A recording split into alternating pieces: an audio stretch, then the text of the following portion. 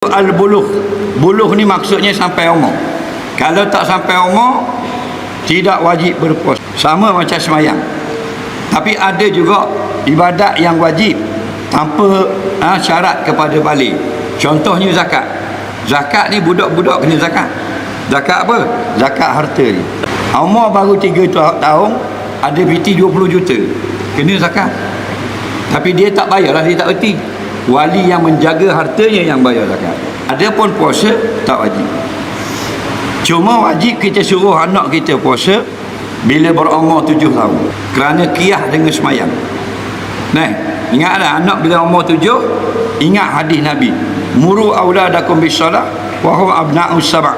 Dalam kamu suruh anakmu solat bila mereka genap 7 tahun. Ulama-ulama fiqh qiyaskan dengan semayang ini akan ibadat yang wajib yang lain seperti puasa. Maka masukkan juga apabila anak kamu umur 7 tahun, hendaklah kamu suruh mereka berpuasa. Mereka tak puasa tak? Suruh dah. Tidak berdosa. Kenapa tidak berdosa? Kerana ayah sudah suruh. Maka ayah tak berdosa dah. Dah kanak-kanak, kanak-kanak pun tak berdosa juga. Sebab apa? Sebab belum balik. Nah, kanak-kanak artinya orang yang belum balik. Orang yang balik artinya bukan lagi kanak-kanak. Tidak ditulis dosa pahala dari kanak-kanak. Sampailah dia bermimpi balik atau dia sudah sampai umur.